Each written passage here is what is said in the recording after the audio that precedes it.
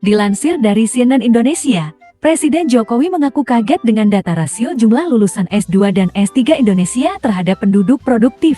Dia menyebut Indonesia kalah dari Malaysia dan Vietnam. Pasalnya, menurut data Kemendagri dari 777,75 juta jiwa penduduk Indonesia, yang paling mendominasi dari aspek tingkat pendidikan masih dipegang oleh lulusan SMA atau SMK dengan jumlah 58,5 juta jiwa, sedangkan S1 12,4 juta jiwa, S2 882.000 jiwa dan S3 63,3 ribu jiwa. Berdasarkan persentase penduduk berdasarkan pendidikan per 31 Desember tahun 2023.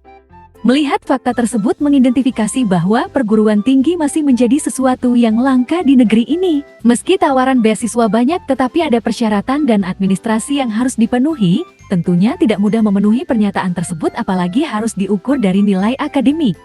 Biaya kuliah untuk menempuh pendidikan tingkat S1 pun hari ini makin mahal, apalagi S2 dan S3, bikin punyang masyarakat. Bagi masyarakat yang ekonominya pas-pasan, mereka harus berpuas diri menempuh jenjang SMA atau SMK saja.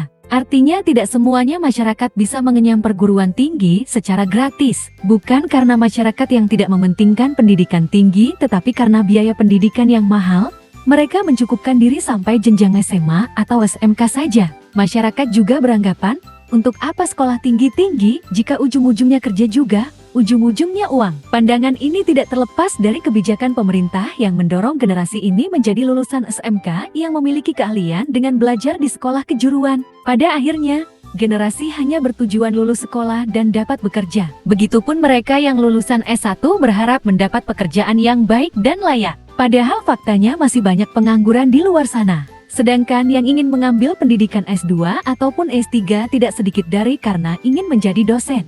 Ujung-ujungnya uang lagi. Sungguh disayangkan, pemikiran kapitalisme sekuler yang telah berhasil menjauhkan mereka dari cita-cita menjadi generasi pelopor peradaban. Mereka hanya mencukupkan diri dengan pencapaian dunia industri sebagai pekerja atau buruh, bukan lagi perintis dan penemu ilmu pengetahuan. Kita memiliki sumber daya alam yang kaya dan melimpah. Lantas siapakah yang dapat mengelolanya untuk dapat memberi kemaslahatan penduduk di negeri ini? Tentu saja kaum akademisi terkhusus lulusan S2 dan S3 yang berpotensi besar melakukan penelitian dan pengembangan berdasarkan keahlian yang mereka dapatkan melalui pendidikan berkualitas, mudah bahkan gratis. Tetapi sistem kapitalisme telah membajak kedua potensi besar tersebut. Sistem ini telah mengkomersialisasikan pendidikan sedangkan masyarakat menjadikannya tempat mendapatkan ijazah untuk bisa bekerja di tempat yang diinginkannya. Berbeda dengan sistem pemerintahan Islam yang disebut khilafah yang memiliki kurikulum berdasarkan akidah Islam. Khilafah akan memberikan pendidikan gratis beserta sarana dan prasarana yang berkualitas bagi seluruh rakyat tanpa terkecuali sehingga akan lahir individu-individu yang cerdas dan bertakwa.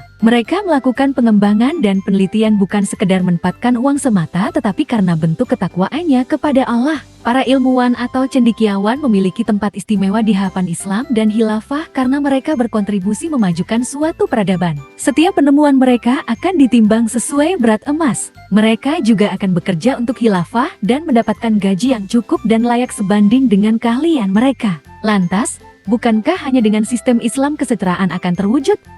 Bagaimana pendapat kalian? Setuju nggak? BTW bagaimana dengan wallpaper yang saya buat? Bagus kan? Hahaha, adakah yang mau guys?